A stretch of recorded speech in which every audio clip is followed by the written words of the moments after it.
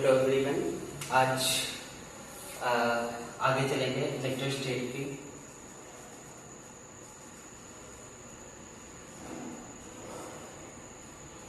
इसके बाद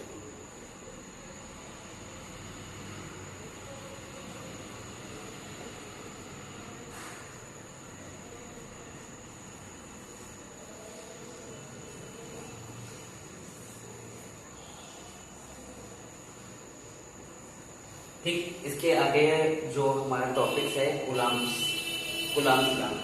ठीक है, कूलाम्स लॉ देखिए।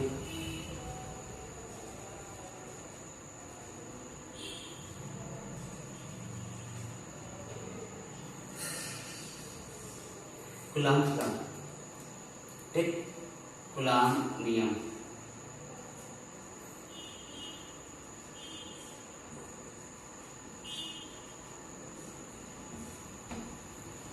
ठीक,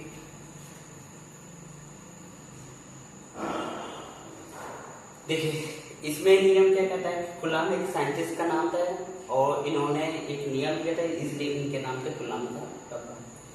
देखिए इसमें कहते हैं यदि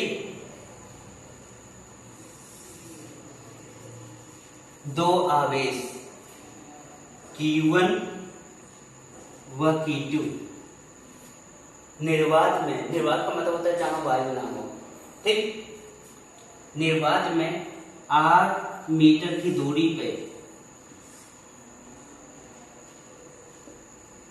स्थित हैं तो इनके बीच लगने वाला वैद्युत बल, ध्यान से देखिएगा, वैद्युत बल F इन दोनों आवेशों के गुणनफल के अनुमानुपाती होता है। ठीक, कहने का मतलब है कि इन दोनों जो आवेश है, इन दोनों का गुणनफल जो होगा उसके क्या होगा, प्रोपोर्शनल साइन होगा, F proportional to Q1 into Q2। ठीक, नेक्स्ट है जो ये बीच की दूरी है तो F प्रोपोर्शनल 1/r², या कह सकते हैं कि जो लगने वाला कूलाम्स फोर्स है वो 1/r² के क्या होगा, अनुपाती, या फिर ऐसे लिखा होगा जो लगने वाला बल है ये r² के क्या होगा, व्युत्क्रमानुपाती।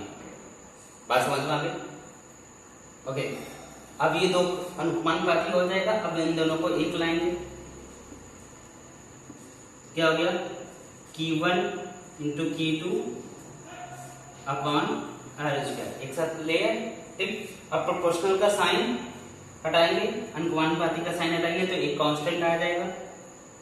एक कांस्टेंट आया हमारे पास small k, okay, Q1 Q2 upon r²। यहां पे लिखिए जहां k क्या है, is constant, equal to constant. ठीक, k की एक वैल्यू होती है, ध्यान से देखिए, 9 इंटू 10⁹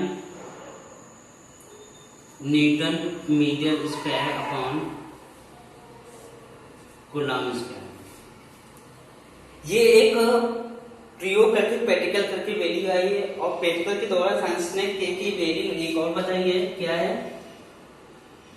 1/4πε0। ठीक, तो ये जो k की वैल्यू है, ये k की वैल्यू ये हम उठा के इसमें रखेंगे, इसको समीकरण फर्स्ट में मान लो। यहाँ पे लिख देना है कि ये जो वैल्यू आई है, ये दो वैल्यू है, ये प्रयोग के आधार पे, यहाँ पे लिख लीजिए आप, प्रयोग के आधार पर। ये आपको ध्यान रखना होगा, ये जो वैल्यू है ये प्रयोग के आधार पे, साइंटिस्ट ने प्रयोग किया था उसके आधार पे ये वैल्यू फाइंड की। अब समीकरण 2 से k की वैल्यू उठा के समीकरण 1 में रखिए, तो f की वैल्यू कितनी आ गई, यहाँ पे रख दीजिए, क्या आ गया, 1/4πε0 Q1 into Q2 upon r²। ठीक। तो ये आपकी आ गई क्या, आर स्क्वायर। ठीक। एफ की यूनिट क्या होती है, यूनिट देखिए, यूनिट क्या होती है, न्यूटन। ओके, यूनिट देखिए। ओके, जहां पे ये एप्सिलॉन नाम क्या है, इसकी भी एक वैल्यू है, ध्यान से देखिए, 8.86 इंटू 10 की पावर माइनस का 12। इसकी क्या वैल्यू होगी, coulomb square upon newton metre square, ये वैल्यू है, ये आपको ध्यान रखनी होगी। ठीक है, तो इतने से क्या हो जाएगा, आपका कूलाम का नियम हो जाएगा। ये जो Q1 और Q2 क्या है, एक दूरी है, आ दूरी पर स्थित है, तो इनके बीच लगने वाला वैद्युत बल। ठीक है, इतना खत्म हो गया। चलिए इसके आगे देखिए, अब कूलाम का नियम है F, तो F की यूनिट होती है न्यूटन, लिख लीजिए न्यूटन N। ठीक, साथ में ये क्या है कि स्केलर वेक्टर क्वांटिटी है, मतलब सदिश राशि है। अब सदिश राशि में हमें डायरेक्शन चाहिए, दिशा चाहिए, तो दिशा कैसे ज्ञात करेंगे, आगे देखिए, आगे बताते हैं कि दिशा कैसे ज्ञात करेंगे। अगर कूलाम का नियम शॉर्ट में आया है तो आपको यहीं तक लिखना है, अगर लॉन्ग में आता है तो इसके बाद जो बताना है वो सब भी लिखना है। देखिए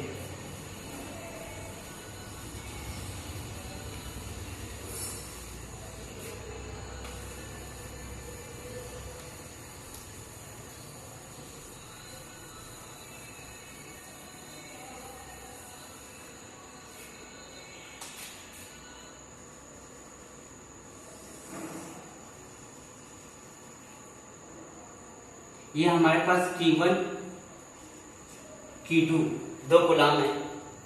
ठीक, दो कूलाम Q1 Q2 आवेश के हैं। ओके, इनकी जो मूल बिंदु से दूरी है, मूल बिंदु से दूरी ध्यान से देखिएगा, ये OR पॉइंट, ये जो इसकी यूनिट एक जो वेक्टर है, तो जो मूल बिंदु से मतलब मैंने मान लिया एक R1 वेक्टर है और ये R2 वेक्टर है। बात समझ में आ गई, R1 R2। Q2 आवेश के कारण Q1 पे फोर्स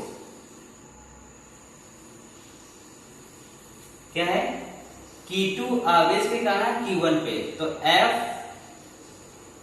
F1 2 किसके कारण, Q2 आवेश के कारण Q1 पे, 2 से 1। बात समझ में आई? इधर देखिए, F2 1 Q1 आवेश के कारण Q2 पर, Q1 आवेश के कारण Q2 अब, ठीक, 1 के कारण 2 पर। बात समझ में? ये जो मैंने जो डायरेक्शन ली है इनको अभी ली है ऐसे, अब वो आगे बताएंगे इनकी डायरेक्शन क्या है। देखो देखने में लग रहा है ना अपोजिट, आगे हम प्रूव करके बताएंगे क्यों अपोजिट है। देखिए आगे, अब इतना आ गया। अब देखिए, अब इनकी बीच की डिस्टेंस कितनी है, ये बात समझ में आ गई, ये थ्योरी में लिखना है। बीच की डिस्टेंस क्या है, ध्यान से देखिए, तो ये पहले इनको नंबर दे दीजिए, ये नंबर दे दिया 1 और 2। ठीक, तो इनके पास स्थिति वेक्टर कितना है, इनके पास R2 1 कहां से जा रहे हैं, 1 से 2 की तरफ जा रहे हैं, 1 से 2 की तरफ जा रहे हैं, तो क्या आ जाएगा, ये देख रहे हैं 1 से 2 की तरफ जा रहे हैं, 1 से 2 की तरफ। ठीक, तो क्या आ जाएगा इसका, लास्ट में कौन आया था, 1 से 2 की तरफ, तो 2 मतलब R2 माइनस R1। बात समझ में आ गई। फिर इसी प्रकार 2 से 1 की तरफ जाएंगे, यहां से देख लीजिए, एक से किसकी तरफ जाना है, दो की तरफ, दो से एक की तरफ जाइए, कितना आ जाएगा, R12 कितना आ जाएगा, R1 vector minus R2 vector. ये थ्योरी में आपने सब लिखा हुआ है, तो इसको क्या लिख सकते हैं, R12 वेक्टर माइनस, ये देखिए इन दोनों में क्या क्या डिफरेंस है, माइनस का ही डिफरेंस है, तो ऐसे लिख सकते हैं R2 माइनस R1, और ये किसकी वैल्यू है, R21 की।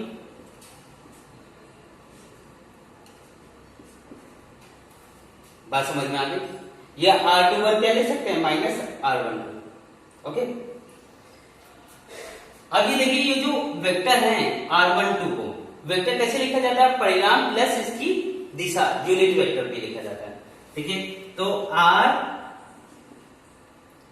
R1 क्या लिखेंगे, R वेक्टर उसका परिणाम प्लस उसकी यूनिट।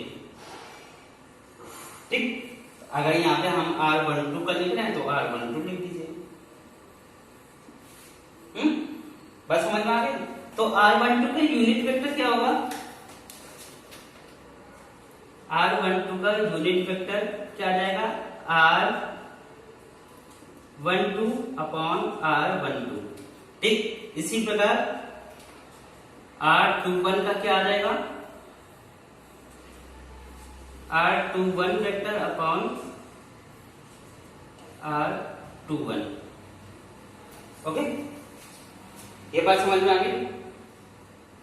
और एक और लाइन आखिर लिख दीजिए आप, R12 वेक्टर माइनस R21। ये तीन लाइनें क्लियर आ गई, ये जो आखिर में लिखी गई है।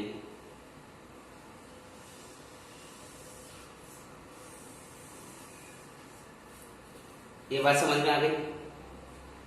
ठीक, आगे देखिए, ध्यान रख करते हैं।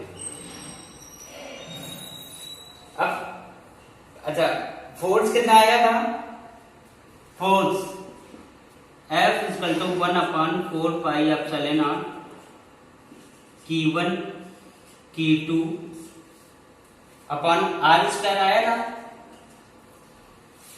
अब R12 और R21 के कारण देखिए फोर्स क्या आएगा,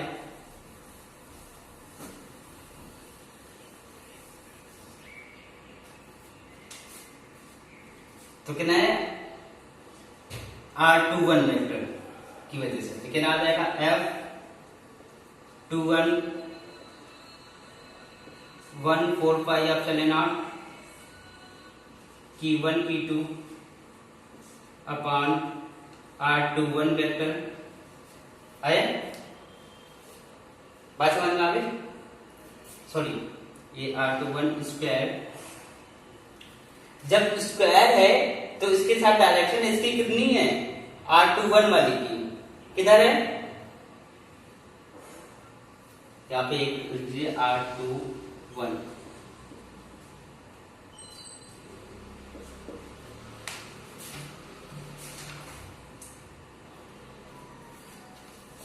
R21 है, R21 कि ये जो डायरेक्शन है वो डायरेक्शन ऐसे है, तो ये डायरेक्शन F21 की है, लिख दीजिए।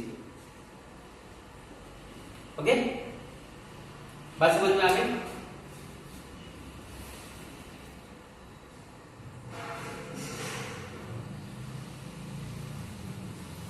अब R21 की वैल्यू क्या लिख सकते हैं,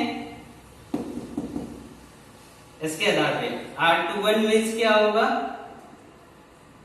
R21 वेक्टर अपॉन R21। ठीक, ये जो वैल्यू है R21 की, इस पर रखिए,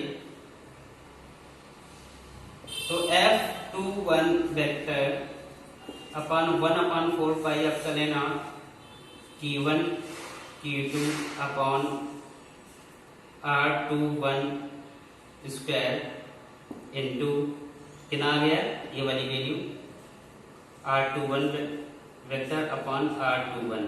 देखिए ये और ये मल्टीप्लाई हो जाएगा, तो क्या आ जाएगा, F21 vector 1/4 K1 K2 upon R21 vector, sorry ये क्यूब आ जाएगा और इंटू आ जाएगा R21 वेक्टर।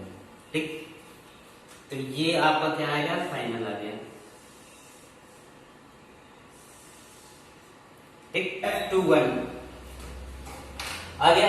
अब इसी प्रकार R21 का निकाला था, इसी प्रकार R12 वेक्टर के लिए जो फोर्स F12 वेक्टर क्या आएगा, सेम इसके अकॉर्डिंग ये वाला पॉइंट देखिए, क्या लिखेंगे आप, 1/4 K1 K2 upon R21 square, और यूनिट वेक्टर क्या है, R21 कैप।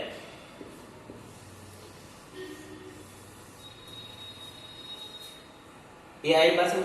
अब ये देखिए जो यूनिट वेक्टर R21 लिखा हुआ है, सॉरी 12 लिखा हुआ है 12 है ना, तो 12 कैप। ठीक है, तो 12 इससे पहले जो मैंने लिखा था, क्या लिखा था, R12 cap minus R21 cap, या R21 की वैल्यू की जगह आप क्या लिख सकते हैं, R2, तो R12 की जगह आप क्या लिख सकते हैं, नेगेटिव, तो लिख दीजिए आप, क्या आ जाएगा, तो ये आ जाएगा। अब इन दोनों में कंपेरिजन कीजिए, तो क्या आ जाएगा, F12 1/4 epsilon K1 K2 upon R12 का स्क्वायर। इसकी जो डायरेक्शन है F21 की F12 से अपोजिट है, इसलिए यहाँ पे नेगेटिव फोर्स नहीं है, इसकी डायरेक्शन अपोजिट होने के कारण है। ठीक है, आज के लिए इतना हो जाएगा, फिर इसके आगे बात बताएंगे। Okay, thank you class. In case कोई प्रॉब्लम होती है मुझे आप कमेंट करके बताइए।